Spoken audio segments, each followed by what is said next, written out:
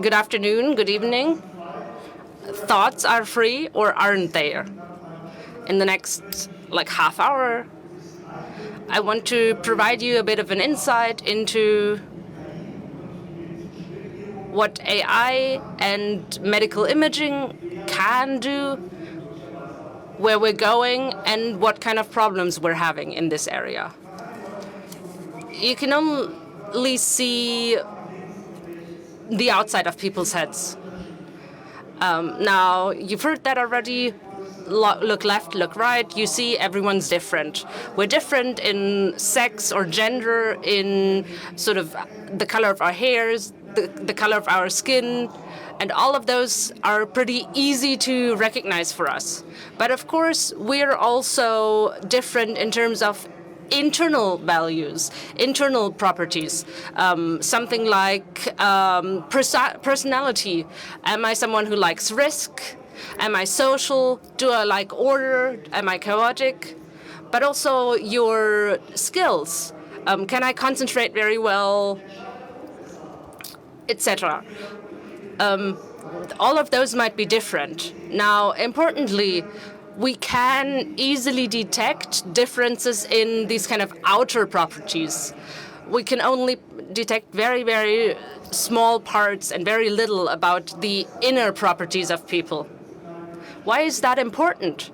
This is really important because a lot of critical decisions are being made by other people who need to sort of take a guess at our inner constituencies.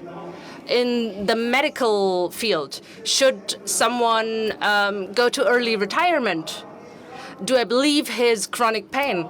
Can he work after chemo again?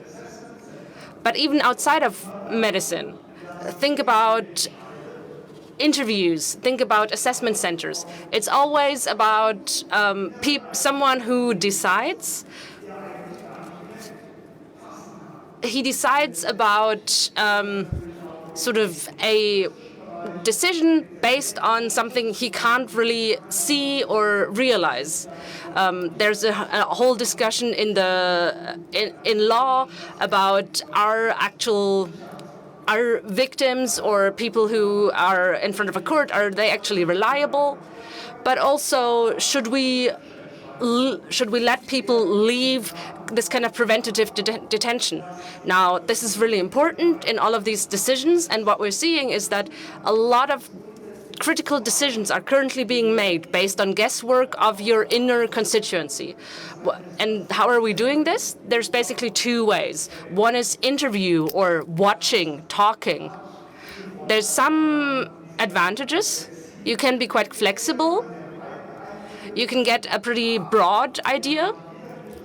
But we have the critical problem of objectivity. So the way someone might be judging depends on who is judging. And also, of course, they might be making a decision that is wrong. Of course, we all know that people tend to judge people better who are more similar to them. As an alternative to the interview, there's these kind of questionnaires, psychological tests, like intelligence, concentration, all of these things, these kind of neuropsychological tests, they have the big advantage of being objective. It doesn't depend on who is conducting the test. But of course, the big question is, in how far is this applicable to real life? To your work, for instance, just because you're able to fill in the blanks on these figures doesn't mean you're good at work. Now, you can also look into brains, of course, or into your head, of course. And this works with medical imaging. And one of the ways of doing that is the MRI, the magnet resonance imaging tomography. I won't explain you the details because I don't exactly understand them myself. Importantly, this doesn't entail any sort of harmful rays for you. So you can do that a lot of times.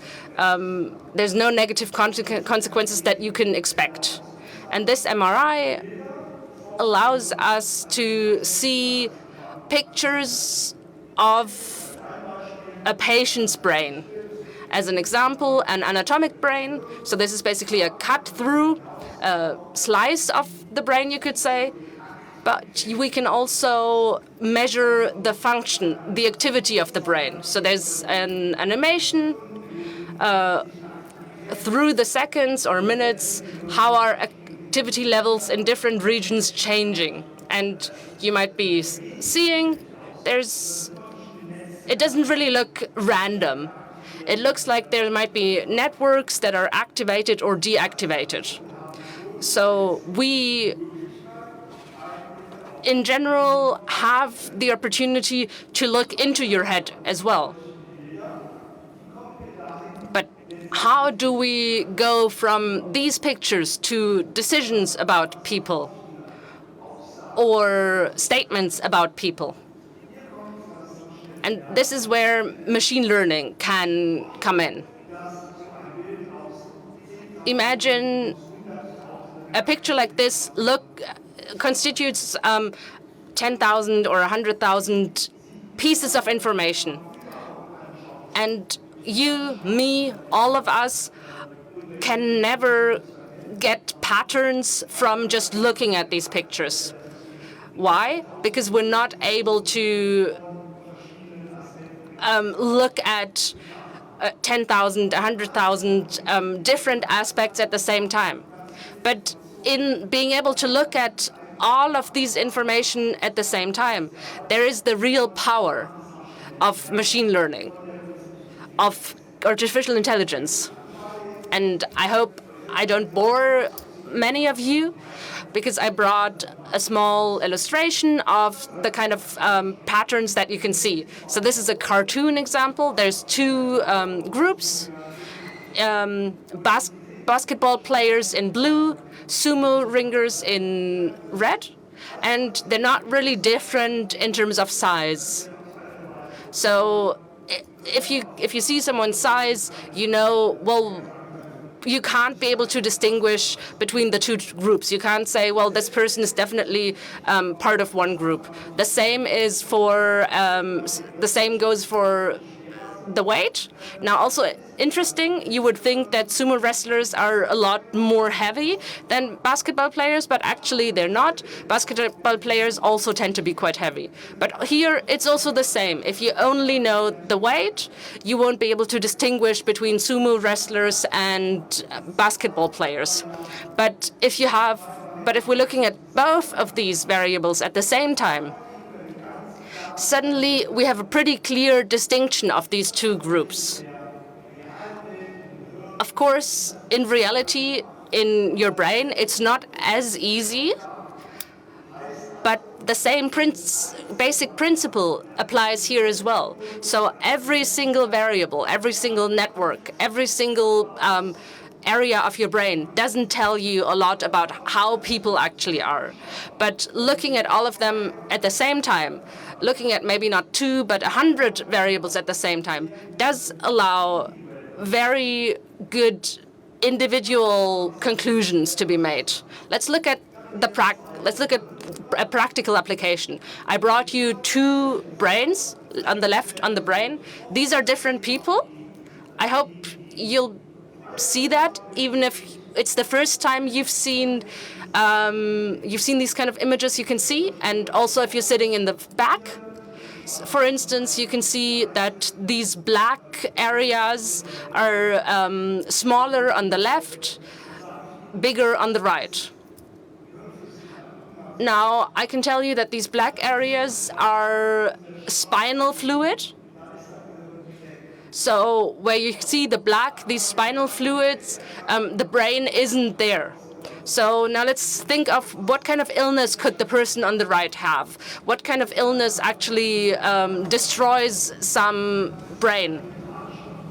Someone might be thinking of Alzheimer's. But actually, it's more tragic because it's just aging that does this. The person on the right is maybe in their mid-60s. But because everyone is different, our aging is also different. Of course, there's lots of influences in your life. What's your job, your family, your sport, your life, what you eat. All of that has a lot of influence on your aging, on your life. But there's still a number of commonalities, common trajectories that all of us are on. And using machine learning, we can actually test for these kinds of trajectories. We have done an experiment. We've had sort of a machine learning algorithm, and we gave them a lot of different pictures between that included ages and also the bit pictures. So we gave this algorithm these pictures. We asked it, hey, predict the age of this picture based on this picture. Now you see here, there's the age on the x-axis, according to their ID. And on the left is sort of their estimated age, the estimated age of their brain. So the algorithm has guessed a specific age for the brain. And what you're seeing is we can predict pretty well the individual age of everyone, despite all of this variability, despite all of us being very different. We can easily predict quite accurately the actual age. So if you go minus in between 4 or 5 years, most of them. Now, if you can see, there are some people where their brain age is very different from the actual age. So there's some that where the brain age is a lot bigger, is a lot larger than the actual age, so the brain looks older, and others, the brain obviously looks younger. Now, is there some relevance behind there? Is there a reason behind that? Yes, there is. If you look at sort of people with Alzheimer's dementia or mild cognitive impairment, which is a precursor to Alzheimer dementia, then you can sort of distinguish between two different groups, and we can see healthy people.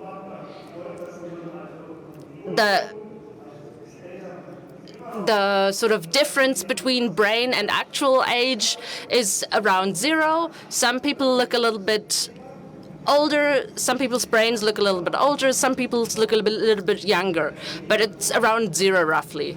If we go to sort of this mild cognitive impairment, then we see that the average brain age is already a little bit higher. And if we go further to sort of moderate cognitive impairment, then the brain age is even older than your actual age. Now, are radiologists here? Oh, interesting. No, there's no one, because radiologists might say, well, I can do that as well. It's not that difficult. Every radiological image can say, usually includes a sentence like, okay, the brain looks the right age or roughly the same age, or the brain looks older. Well, now that's a good point. But actually, let's look into whether AI can say more than a radiologist. Now, this is, again, two different people, but it is more difficult. There's not really the differences aren't as big. Now, this one is a male and a female brain. And we also had a couple of neuroradiologists. We gave them this picture, and we asked them, well, are they able to recognize whether it's a man or a woman? What about an AI? Can they sort of distribute these people into female and male? Are there maybe distributed patterns that we as humans can't see, that are consistent enough so that AI can distinguish between these two groups? Yes, there are. And you can see that sort of this is the probability of being fit to sort of a female brain. And what we're seeing is that we have a pretty good distinction. So people who said they'd be male, they were sort of they had a low probability to be female, and people who called themselves male had a pretty high female had a pretty high probability to be female. Now, allow me to also say something around gender. We had sort of this idea that some people like to say either it's binary or maybe there's a continuum. But actually, what we see here is a bimodal distribution. So we have two pretty clear fixed points, but there's a lot in between that can't really be assigned easily. But you can actually determine that. We can find that out. So if I have you in front of me, I don't need an MRT. I can spend a little bit of time and effort, and then I can find it all out. So not much use here. It's interesting, but the question is what happens in the future, where it's not just about getting an estimate, but in a temporal sense, a prediction, And for that, I also brought some data with me. This is a study that we did with colleagues from the University of Aachen. And most of you will know about tinnitus, the very loud noise in your ear that some people have. It's it brings a lot of discomfort. It's very annoying, and it's extremely hard to find a therapy for it. In fact, it's almost impossible. There are newer approaches now about transcranial magnet stimulation that are very likely to have some success, and then there's a big button there, but only in, let's say optimistically, about a third of the patients it will actually improve their condition. So the question is, can we predict before we start the therapy, based on images that we took before the therapy, tell who will have or who will see success in or improvement in their condition? And that's what we tried to find out in the study. We trained a machine learning model that was supposed to predict if the therapy is going to work or not. And we used training data from patients that already went through this. So what you see, this is the reality. These big blue bars are the ones where it didn't work in reality. So as I said, at most 1/3 of the patients see improvement, and the red ones are the ones where it did work.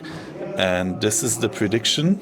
So here you can see most of the ones where it didn't work were recognized as such, and most of the ones where it did work were also predicted correctly. So in total we get to accuracy or precision of 85%. And the whole machinery that we have here, the pipeline that I just introduced to you, we cannot just use to assign people to groups or cohorts, and find out information like their brain age or their life age. The real power and the complete potential of this approach lies within when you can use any target variable that you have, as long as you have the information of the people in the training group. So you need a well-labeled training group. We need to know and understand the target phenotype and what that property that you're trying to look at is for them. But the same methodology can be used, the same process can be followed, and it's completely independent of what we try to predict. So slowly this opens up, at least given what we know now, this opens up new paths for trying to predict almost any kind of thing that we want to regarding cognition, personality, physiology of the brain, and so on. And we start with something simple that is still relevant clinically. That's the force you can grip something with, so it's grip strength. And the interesting bit is, at least for the doctors and the neurologists, it's not so much the prediction, but rather the how far off you are. So how much stronger or weaker are you than you would predict? And also some more complex things like character traits, emotional lability, for example. It can, in principle, be predicted, and I'm already, you feel that I'm being cagey. There's a reason for that. Right now, the state of the art, worldwide, more or less, of all the research that we've done is that we clearly, we have a fair margin above randomness. So if we took a random guess, we're still a little better, but we're still fairly below the threshold that we would need to, or that we need to base decisions on it. So, but this technology is advancing at a rapid pace, and a lot of people and groups are working on it. There's a lot of technological development in that area. And I believe over the next 5 to 10 years, we will have to expect that these kind of scatter plots that I'm showing you here will become narrower and narrower, that the fidelity of the prediction will be better and better.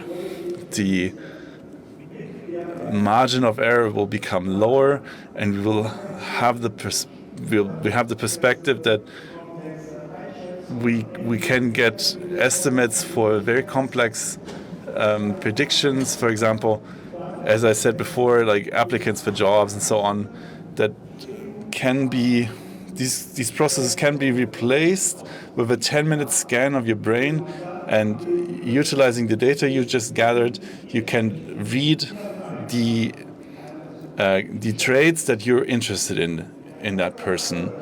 And if one or two of you already are having a weird feeling about this because it sounds kind of dystopic, then I'm really with you.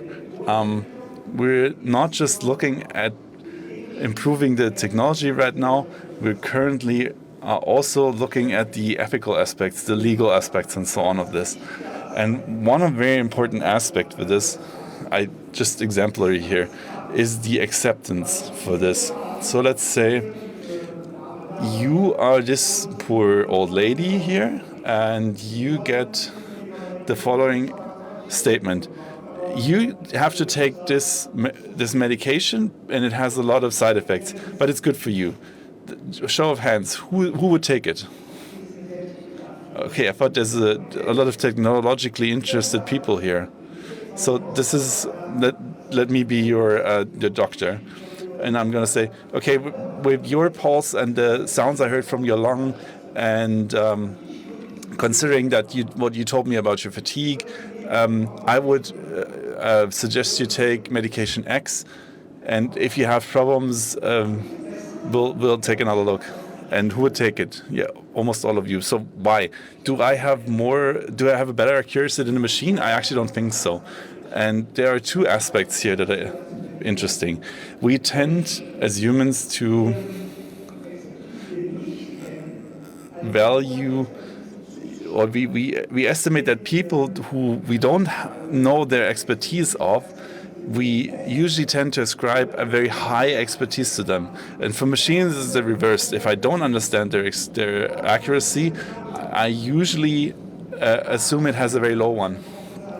So, for example, if we say 99% accuracy, we would still say, okay, 1% is still a lot of margin of error. So, but humans are so much further off. So, there's a lot of benefit of the doubt that we give towards humans with regards to the accuracy of the quantification, and the further we can predict the accuracy of an algorithm, the higher the demands are towards it.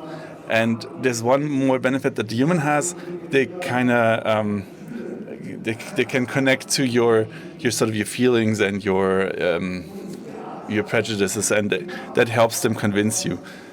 But also the human doctor has a more holistic approach to the problem. So they still have the whole of you in their mind when making a recommendation, and doesn't just focus on one narrow question that is being posed to them.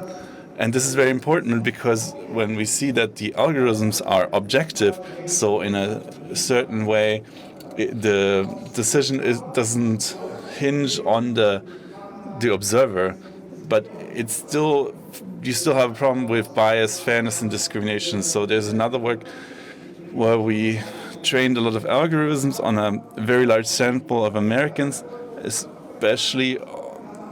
Then we applied it to the white majority, and then also on a large sample of African Americans.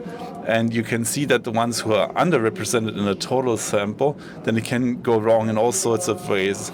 So more errors, less accuracy, bias towards one side or the other. So what does that mean in conclusion? So I promised I'd give you 5 minutes for discussing this.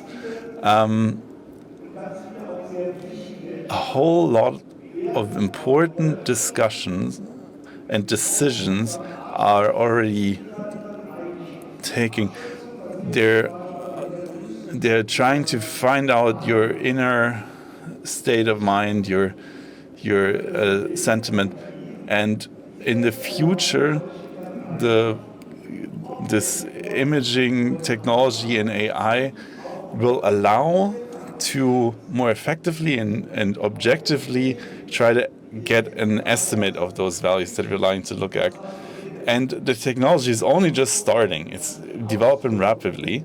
It's still true that we need to discuss it right now, because I'm sure it will come, it will happen, and the implications on a legal and societal level we need to discuss now, and that's what I want to invite you to now.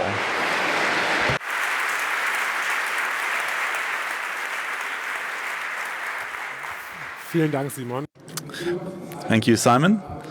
With a look at the time, we only have time for 2 small questions. So who would like to ask a question? Please make it short. Okay, over here.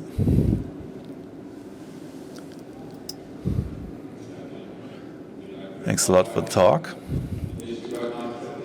I was actually feeling goosebumps when I heard this, but the underlying problem really isn't solved. We can, for example, read out from the scan how emotionally unstable I am, but it still doesn't tell me in which situation that happens. So we can see a tendency towards that, but not when and where this happens. And this sort of scares me. Yes and no. I agree. But there's also a but. You can, in the future, have arbitrary target variables that you're looking at. This is still all theoretical because it still takes a lot more time. But theoretically, you could raise the efficiency with which you determine this, and you can also use that as a target variable. But this requires that you have the appropriate training data, and this is where we can take a breather, because up until the point where we have sufficiently large training samples that allow to measure the real life outcomes that we really care about and to predict them, this will just take a lot longer. Okay, I have another question around the success of the therapy. I mean, we don't understand the mechanism of the therapy, so what does it help me if I understand that the person has a low chance of success in therapy? I can't change anything about it, so what does that help? That is true. Most patients and therapists will be happy to be able to have a very underlying decision. For example, say you have tinnitus, then and it's not going to work for you, then obviously that's a disappointing statement. But the alternative is we can offer you, for example, it's still better than having a therapy for weeks and weeks, and you get your hopes up, and then at the end you're just where you started, and you're crushed emotionally. You're unhappy that you got your hopes up for nothing. And what it really boils down to in the end, in a lot of areas, is, especially in the neurology, the neuromedicine, the psychiatry, we will have to give estimates regarding which therapy should be tried out. And then, this is a very important point, these options need to be discussed with the patient. It's in fact not much different than currently the cardiologists are doing, the oncologists are doing, for example, based on a lab test of like a blood sample, or we give you a medication and then hope that it's better. It's actually quite frequent in certain areas of medicine, but in the neuromedicine, where things are not, it's easy to grasp, we don't have that option yet. But the moment that this gets more established, and we're not talking about the next 1, 2, 3 years, then it will be very important to have an informed decision that you can take together with the patient and the therapist. And the algorithm says there's only a 20% chance that it works, then I still want to do it, then that's fine. Or the other way around, let's say you have a 90% chance, then it's still the autonomy of the patient that is not being affected if you still want to do it. But we have more information available that is very hard to interpret for you as a patient, and where the interaction with the therapist is much more crucial. And to be clear, level 5 medicine will never come. And I'm here, I said it, this, you can hit me up in 30 years, I predict this will never happen. Thank you, Simon Eickhoff.